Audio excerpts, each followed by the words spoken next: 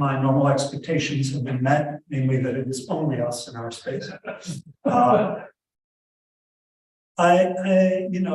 We do these things. I spent some time preparing elaborate introductions for all of us, so each of our own names and credentials. I'm not doing that anymore. If you would like me to do so, I'm happy to read you the ones from the past. Or you can consult them on the Boundary to YouTube channel. So I'm going to be silent today about that and just tell you that Bruce is going to begin. And Bruce's topic doesn't even require my consultation. It is simply greatness. So please welcome Bruce back.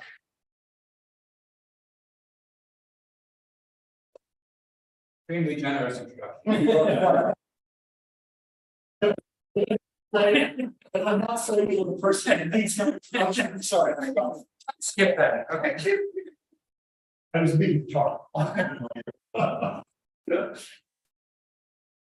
Not thinking that I'm going to be filmed, I read this over and I'm going to have to just read it looking down.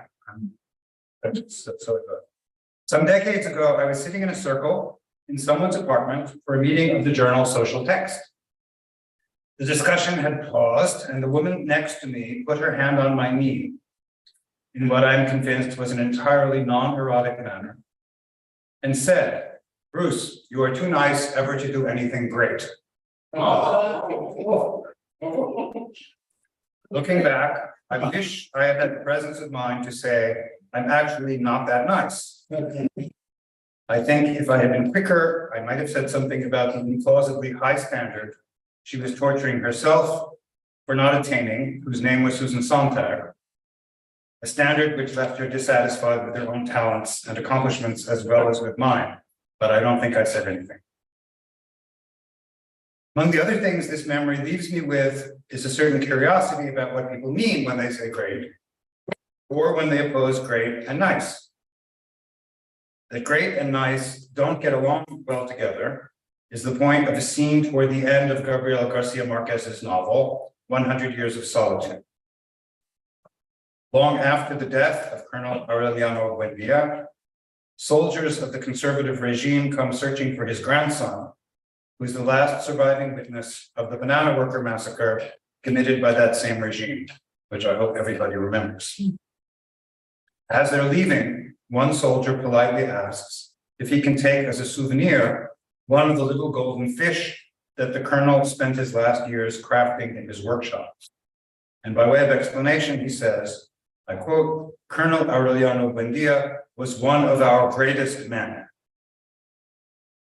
As you will remember, and as the regime certainly remembers, Colonel Aureliano Buendia organized 32 armed uprisings against the regime, uprisings that resulted in a great deal of bloodshed. It's not clear, therefore, what a representative of the regime might mean by calling him one of our greatest men. From the regime's point of view, he was certainly not one of the country's nicest men. My initial hypothesis is that there might be a connection between great, as applied by the regime to its enemy, more precisely great as a gesture of reconciliation in the aftermath of violence, and great as a marker of literary value, as in the phrase great books. I originally wrote this talk for a conference sponsored by the New York-based Project Political Concepts. But on reflection, greatness probably doesn't deserve to be treated as if it were a concept. It might seem better, thank you for the laughter there, that was. Might seem better suited to the Pittsburgh-based project Keywords Today, which, as I understand it, is less concerned with conceptual ambition and more concerned with the fluctuations of everyday usage, whether that usage is conceptually ambitious or not. But I'm not sure greatness would even qualify as a keyword. It's used so casually and in so many different senses of magnitude, eminence, superiority, and significance that there may not be any patterns worth tracing.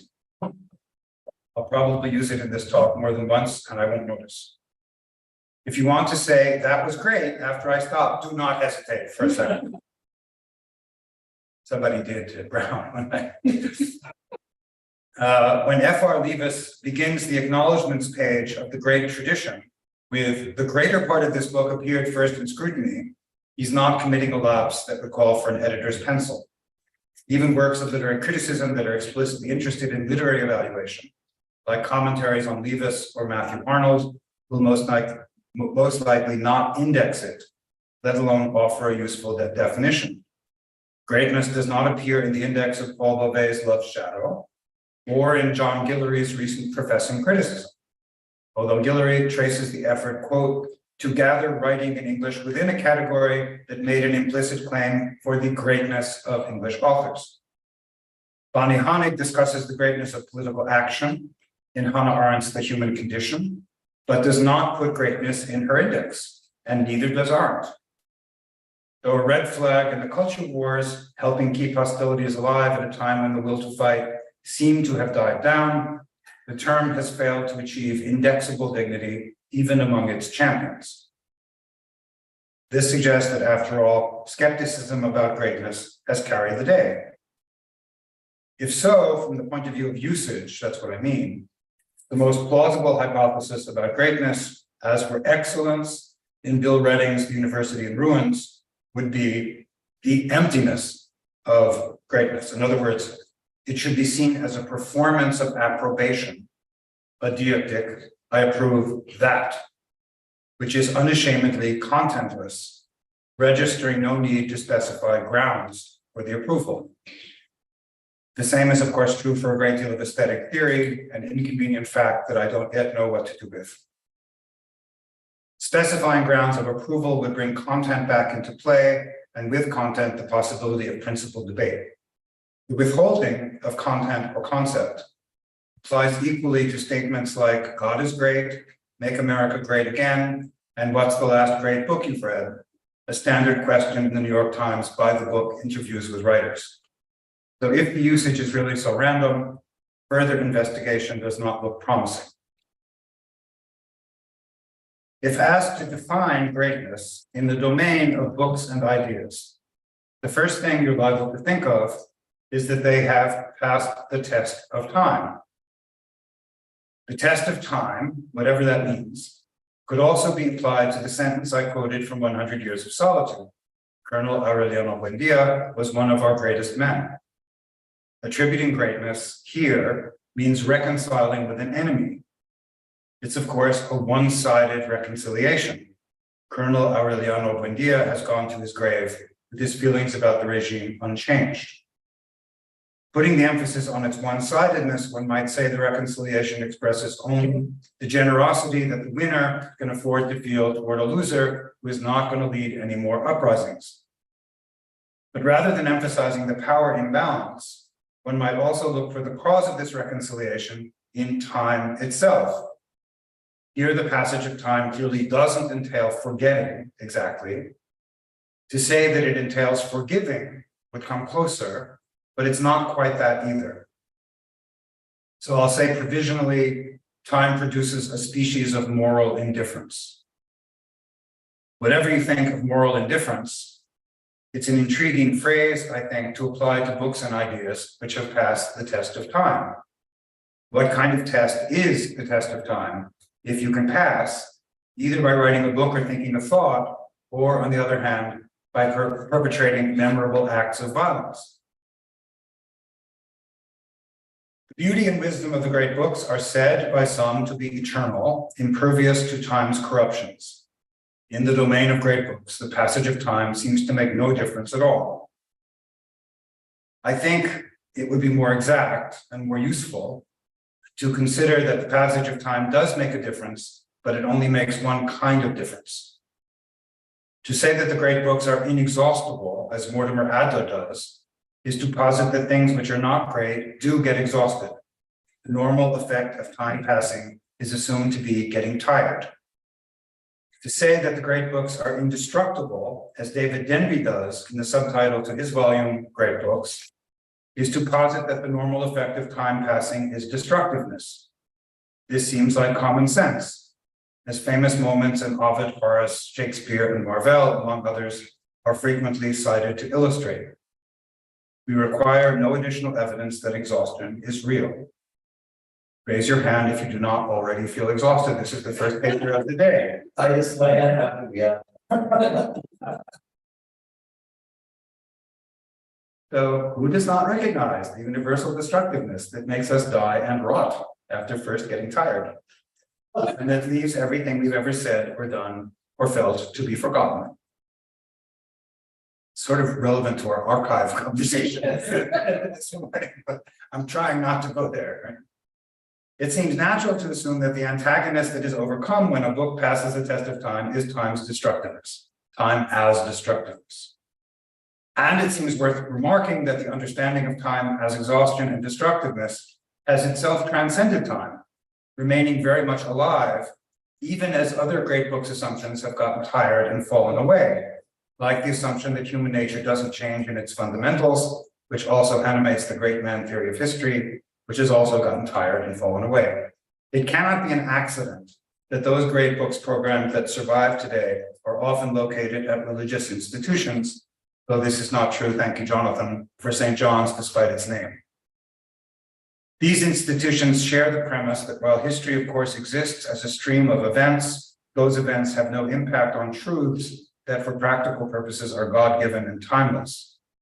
To some, this immunity to evenemential history has seemed more easily embraced when translated into aesthetics or negative theology, especially aesthetics as negative theology, as when Harold Bloom in the Western Canon writes that, quote, "The West's greatest writers are subversive of all values, both ours and their own. Nothing guarantees a writer's putative indestructibility by placing them in a no place beyond moral understanding, where nothing is affirmed because everything is subverted in advance." At the outset, however, the Great Books Project made reference to a very different concept of time, if only as part of its advertising campaign. In The Wizard of Oz, more or less simultaneous with the Great Books Project, Wizard advertises himself redundantly as the great and powerful Oz.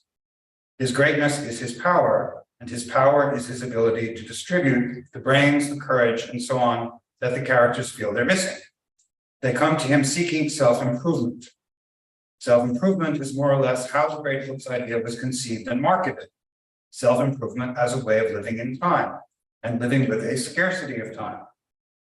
Charles Eliot, who famously jumped the classical trivium and quadrivium at Harvard and installed the elective system in its stead, also championed the first American set of great books, the Harvard Classics, which was supposed to replace the junked classical syllabus. As Alex Bean notes in his book, A Great Idea at the Time, The Rise, Fall, and Curious Afterlife of the Great Books, the idea came to Eliot while addressing a working class audience. Eliot's 5-foot shelf of books was intended to provide a good substitute for a liberal education to anyone who could read them with devotion, even if he could spare but 15 minutes a day. Those 15 minutes a day were advertised as how to get rid of an inferiority complex. Bean refers to this very lucrative publishing project as hucksterism, and you can see why. The big lie was that 15 minutes a day could make up for the 4 very expensive years you couldn't afford to read and study and discuss, 4 years of generating no income for yourself or your family.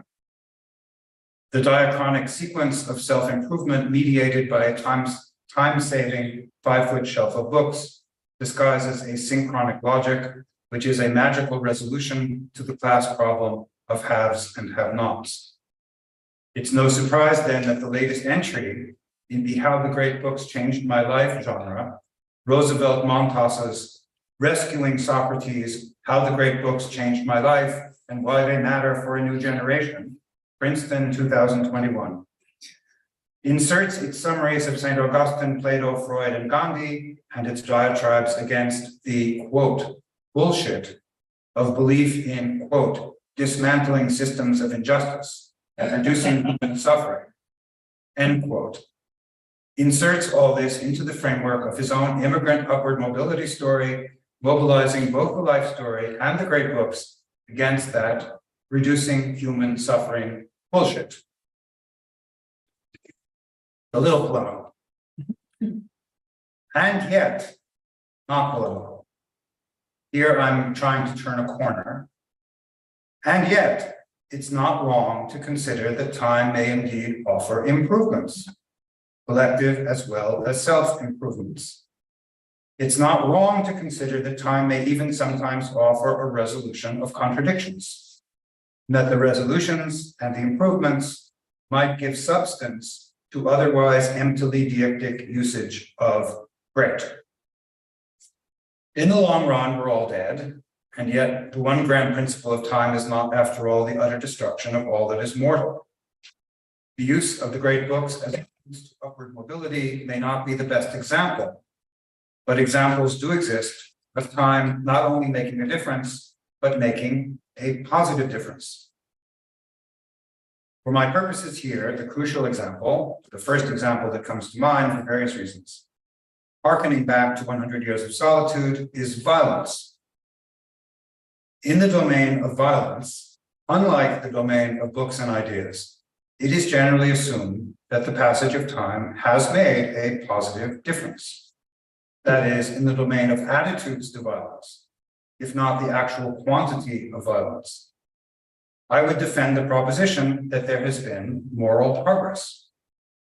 As Eve Winter showed in an essay called Conquest, his contribution to the Political Concepts Project, until some point in the modern period, conquest was understood to confer upon the conqueror the legitimate right to rule territory that had been conquered.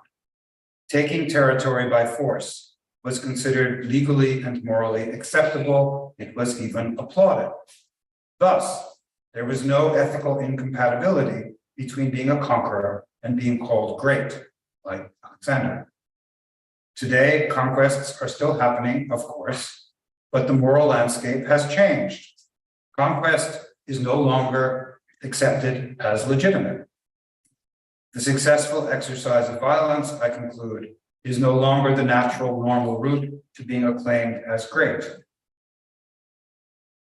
If these gross generalizations indeed hold, and one point of giving talks like this is to try to get input from those who know more about these things than I do, they would help explain why, in the domain of usage, greatness still serves as a term of praise, does not require moral approval, praise from which moral approval has been subtracted. When Matthew Arnold describes the French Revolution, a violent event of which he does not mainly approve, as the greatest event in history, he's continuing an extensive pre-modern usage.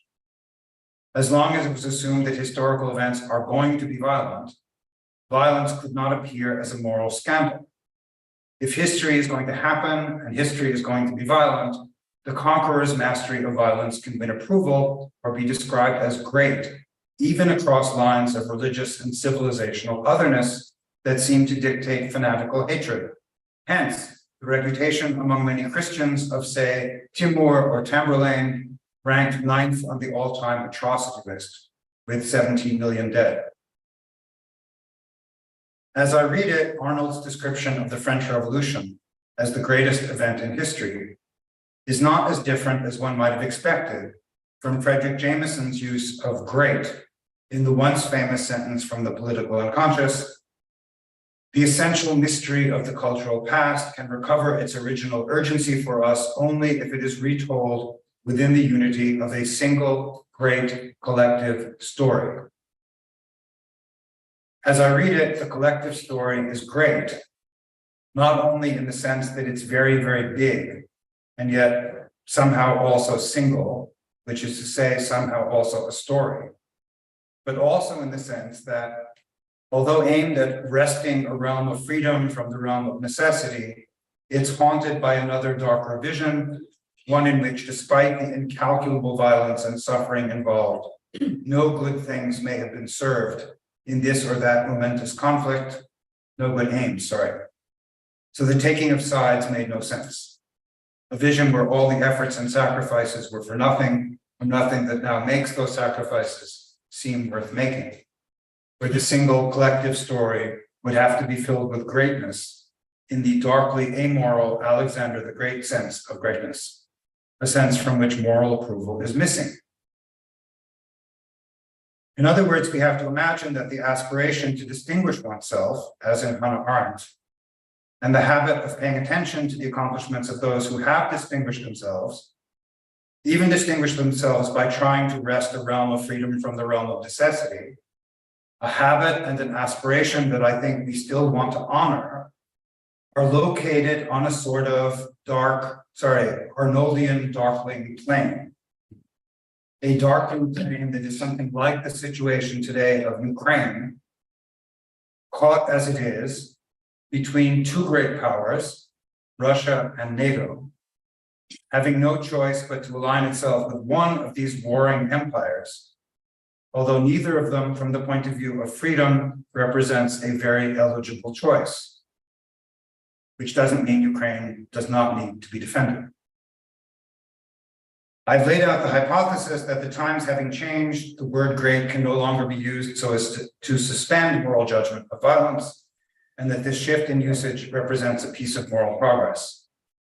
I no sooner frame this hypothesis than it comes to seem questionable, even to me. According to Eve Winter, the ethical reversal about violent conquest is supposed to have happened at some point during the transition to modernity. But perhaps, upon inspecting current uses of greatness, this reversal was never complete, or it happened, but it has been rolled back. Although the great man theory of history has been unfashionable for at least half a century, the current usage of greatness continues to permit itself not to recognize, or perhaps has discovered new grounds for not recognizing, the victims of the great man's successful exercise of violence. The first sentence of the first chapter of a distinguished recent discussion of world literature provides the following reasons why Alexander of Macedonia, who brought the Iliad with him on his campaigns, came to be called Alexander the Great. I quote, Alexander of Macedonia is called the Great because he managed to unify the proud Greek city-states, conquer every kingdom between Greece and Egypt, defeat the mighty Persian army, and create an empire that stretched all the way to India in less than 13 years. One can't help thinking that these reasons would also work if applied to other times and places, as evidence for the accomplishments of more recent unifiers and empire builders who are not referred to as great. Hitler also had some impressive territorial acquisitions to his name, and he managed them in even less than 13 years. In both cases, very high body count. I got carried away with the body count. I'm going to skip some of my figures. Common sense in the humanities is often described, and not just by journalists taking potshots in the culture wars, as hypersensitive about suffering and victimhood. It seems possible, however, that thanks to suspicions about modernity and suspicions about the modern nation state as modernity's representative institution, both of them suspicions that follow from the critique of Eurocentrism, a space has opened up, on the contrary, for the moral tolerance of conquest and tolerance of the large-scale violence that conquest entails, a space in which the victims of conquest can once again fade into the background. Jack Weatherford celebrates Genghis Khan as, quote, the world's greatest conqueror. Kwame Anthony Appiah refers offhandedly to the Great Asante Empire. Timur, protagonist of Tamerlane the Great, is referred to in the Dictionary of Global Culture, co-edited by Appiah and Henry Louis Gates, as the last of the great nomadic conquerors. It would be impossible to hinder this tolerance, once extended to non-European conquerors, from reflecting back on European conquerors. And I give the example of Peter the Great, but I don't have to explain exactly how Peter the Great killed. To say that we're still in the habit of forgetting or forgiving violence is, of course, to remember violence. In 1791, Edmund Burke wrote to a friend about the relation between violence and landed property, including the estates of those great landowners who put Burke in Parliament. This is a quote. It's possible that many estates about you were obtained by arms, that is, by violence. But it is old violence, and that which might be wrong in the beginning is consecrated by time and becomes lawful. That which might be wrong in the beginning is consecrated by time and becomes lawful. What time does to violence for Burke is consecrated, render it sacred and thus untouchable. In secular terms, time renders violence legitimate and thus beyond appeal. It's a very complex utterance. I cannot read the sentence without wanting to appeal and without feeling that Burke is asking me to appeal. In that sense, I'm taking the passage of time as irrelevant. And yet Burke is also saying that the passage of time is morally relevant, that one's only moral obligation is not to remember, and he's not wrong. Along with its very undesirable effects, like sanctioning expropriation and the unequal distribution of wealth, the passage of time also has effects that are arguably more desirable. Would we have had the moral progress that I am proposing we have had without, for example, armed uprisings, whether historical ones or even the ones so influentially fictionalized by Garcia Marquez? Turning back to the great books turn out to resemble the great landed estates and the acts of violence that acquired those estates, in the sense that they are morally whitewashed by the passage of time.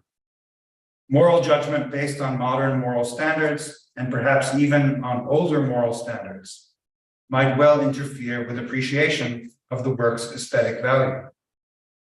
By suspending moral judgment, time permits certain works to be seen aesthetically. In that sense, time could be said to create aesthetic value that was not already present in the work. This is not the same thing as passing a test.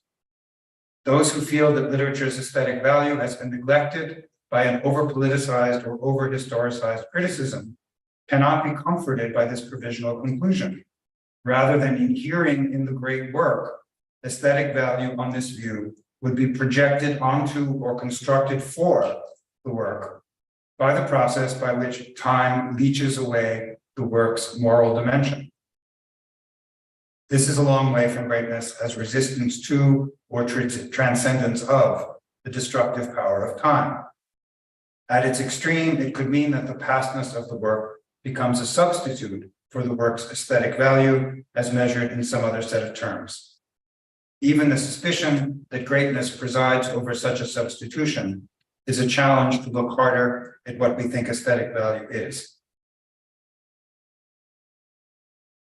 As a matter of usage, it seems marginally more acceptable to us, I think, to treat greatness as a lost object or a significant absence, as when Cornel West laments that, quote, Black America has yet to produce a great literate intellectual. Or when the newscaster protagonist in Aaron Sorkin's 2012 movie, The Newsroom, played by Jeff Daniels, is asked, what makes the US the greatest country in the world? And he replies, I don't know what the fuck you're talking about.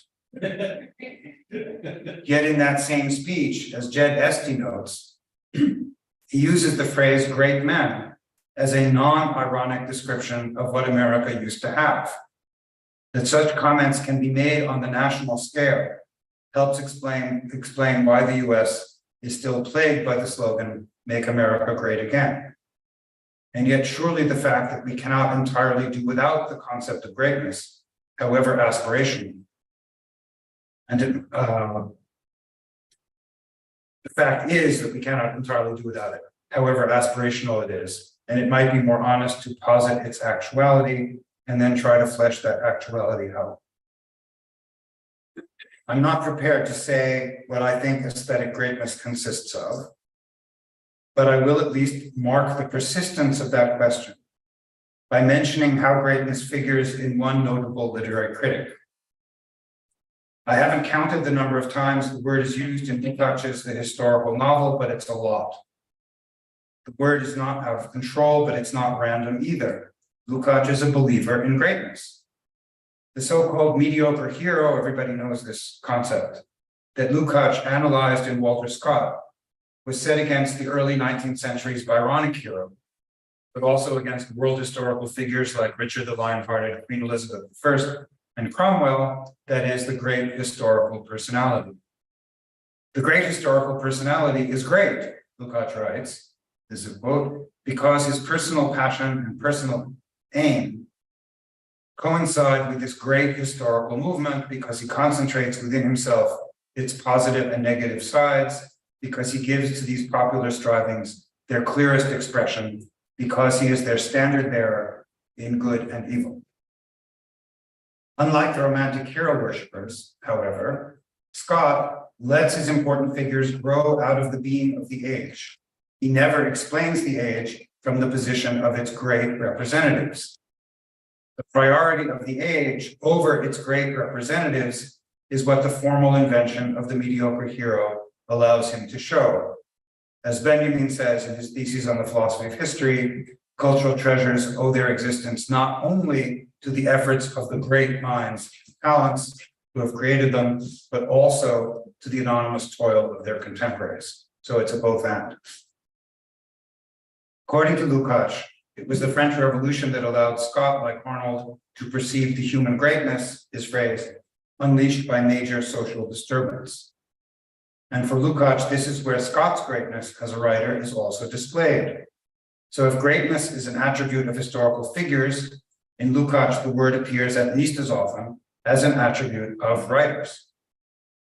I would not hesitate to say that the formal invention is both an example of aesthetic greatness and at the same time is itself part of a larger and greater history, a progressive history, I would say, centrally displayed as it is in simultaneously aesthetically and politically earth-shaking novels like Orhan Pamuk's Snow and Arundhati Roy's The God of Small Things. The Art of Politics, Arendt writes in The Human Condition, teaches men how to bring forth what is great and radiant, ta megala ke labra, in the words of Democritus. Greatness, therefore, or the specific meaning of each deed can only lie in the performance itself, and neither in its motivation nor its achievement. That's art. One thing that must be said in favor of this perhaps outdated statement is its insistence on how necessary it is for the great deed to be performed in and for the polis. How greatness depends on other people, one might say, other people organized in a certain way. Arendt, no activity can become excellent if the world does not provide a proper space for its exercise. Neither education nor ingenuity for talent can replace the constituent elements of the public realm, which make it the proper place for human excellence, end of quote. I began this talk by evoking the circle of collaborators on one journal, and I want to conclude by alluding as delicately as possible to this journal and to the greatness of its editor of many years. If you like, we collaborators can congratulate ourselves for providing the social space where that greatness could be exercised.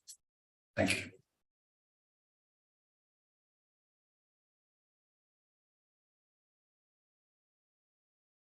Take some questions. Question? Statements for the negative or the passion? I'll start. This is more a riff that's going on in parallel and dialogue with you. Then it probably won't culminate in a question. So it's a pretty general warning. As you were talking about great books as the passage of time making no difference, as great books are that which is indestructible, and so forth. I couldn't help but think what a stunning difference that is. A good example that is, for me at least, of the difference between first world modernity and second world modernity in the following way. I'm sure that anybody else in my field would also immediately come to mind, bring to mind the phrase manuscripts do not burn. Not books do not burn, but manuscripts do not burn. It's a quotation, very famous quotation by Voland in Master and Margarita. It's a phrase that people repeat all the time, manuscripts do not burn, to reassure ourselves that essentially things will survive. That the great writings, the dissident, resistant writings that we have will survive. And it's interesting to me as a distinction between, let's say, crudely, West and East, because it seems to me that with the passage of time, it's manuscripts that survive, not books, because books are already the mark of several negative things. Books are already assigned state approval of having passed the censorship. See what I'm thinking with this? already a consecrated future. So books can turn to pulp because they're worthless, whereas manuscripts would survive because manuscripts can be hidden. Manuscripts can be put in pot handles, as Mandelstam hid his poems in pot, you have to call them pot handles. And so there's a certain kind of greatness associated with manuscripts that cannot be assigned to books at all. And therefore, in the whole protest, if we think of the Western protest of book burning, that too gets refracted in a weird kind of way. If in the West, and we won't entirely agree, but if we say in the West, book burning becomes an assault upon intelligentsia, upon knowledge, and so forth, there's really no point in book burning.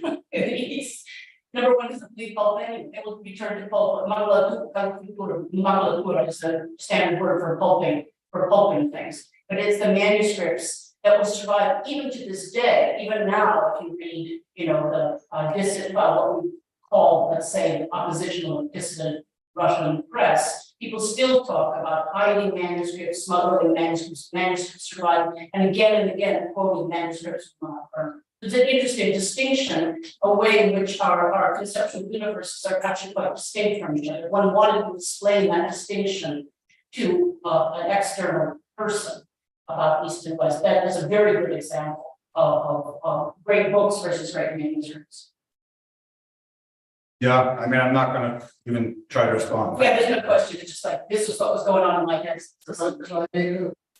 Dialogue with Nancy on that. And yet it's fascinating because after all, the burning of the Library of Alexandria, it's all manuscripts.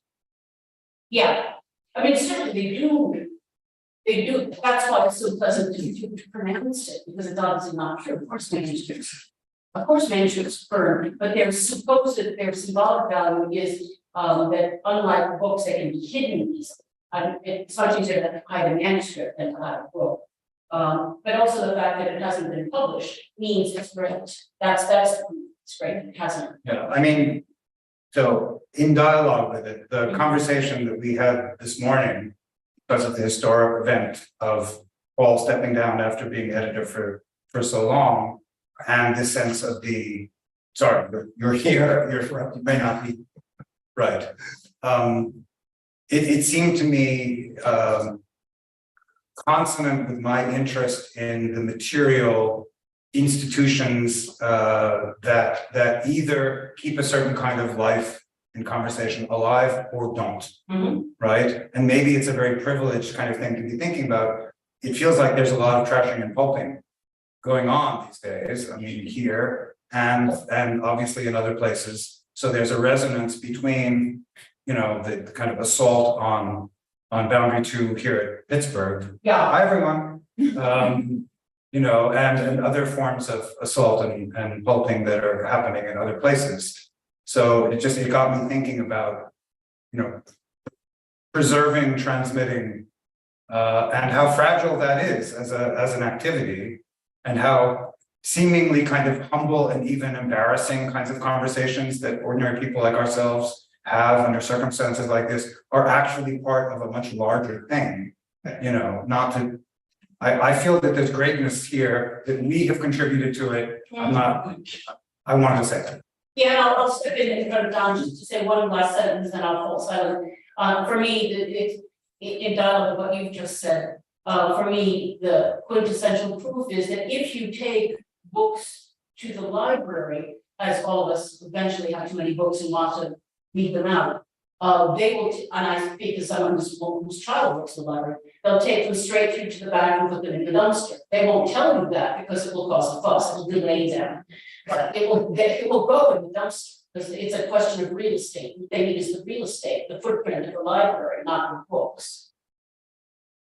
Well, if I make sure, again, it depends on what library is, which is like, yeah. City, public library. Don's. Yeah, I thought it was like, great, well. At least you didn't say great, that's good, thank you.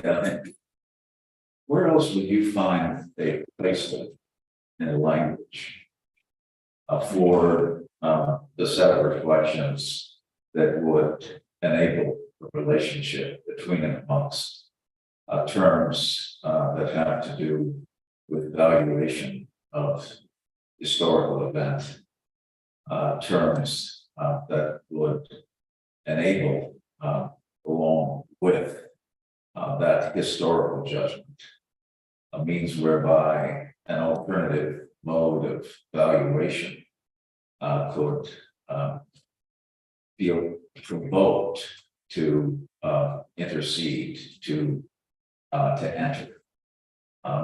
It seems to be a placeholder for that word rate as you meditate upon it, for a mode of human judgment that is somewhere between a reflexive judgment, where you have to come up with valuation, and a determinate judgment, in which you would say this is decisively that. The term rate, as you reflect upon it, it seems to solicit a whole spectrum of responses that for you are mediated in the first and last instance by two terms. Progress. There has to be a belief in progress in order for your intervention, moral progress, or your intervention to feel, as I hear you, as if it is valuable for you to undertake rather than cynical. And the other term that seems to enter necessarily into your mode of thinking, which I deeply respect and resonate to, is the need for a collective, the need for an assemblage. Those two terms, if they were to drop out of your mode of reflection, would seem to leave the field completely monopolized by violence, and let's call it alternating conquest. What is it that enables you to sustain your sense of the necessity for those two? I hesitate to call them frames, I call them vectors. Let me leave it at that. Wow. Yeah, I sort of have a lot to say, and none of what comes to mind to say is really an adequate answer to that. I mean, you could say, I could say that starting at the end, that a sense of collectivity feels very rare and endangered these days, that there's so much about the society we live in that pushes us to think just in terms of our kind of individual self-interest, and kind of ignores, I don't know, the loneliness and, you know, all the other symptoms that would go along with being reduced to individual, you know, individuality in that sense. So I find myself in very good company. I think many of us in many ways find ourselves valuing a sense of, if you'll pardon the expression, belonging wherever, you know, we can find it. And it happens that, you know, for me, because I care about the kind of work that we do, belonging here has been a kind of a motif for me, so I had it in mind. You know, I don't think that I need to think in terms of progress when I think of collectivity. It may be that the other way around is different. I mean, I think anybody who's progressive, and not all the people who think about collectivity are, is certainly looking for evidence of progress, you know, in history if they can find it. It wouldn't make a lot of sense to try to fight to change the world if you thought that no one had ever successfully changed the world in a direction you approved of. If that had never happened, historically, it's like, what the fuck, you know, I'm just gonna, I don't know, Netflix and chill or whatever. You know, why care? So there's that. It's true that this comes out of a book I'm trying to write about atrocity and about the historical representations of atrocity. And I feel like I'm not imposing a vision on that material so much as discovering something that is actually there if you look. So, you know, there's not a whole lot of care about whether non-combatants get butchered in the history of the great books. I mean, there's not a lot of noticing whether anybody gets, you know, non-combatants. The concept of the non-combatant kind of gets invented, and you can sort of see something like it in places before it gets invented, but not a whole lot. That, you know, it makes a difference when it does get invented, you know, and at least in literary representation, it's like, we're noticing this, and you know, we really think it would be much better if there was some way of conducting war without killing women and children. So we, of course, continue to kill women and children on a wholesale basis.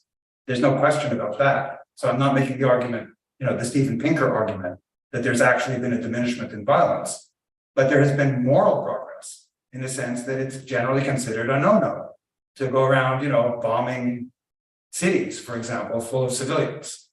And, you know, maybe I'm trying to take more solace from this than should be taken, but I do think it's, for those of us who work on feelings, ideas, representations, that should be noticed. I have to stop. Oh, We need.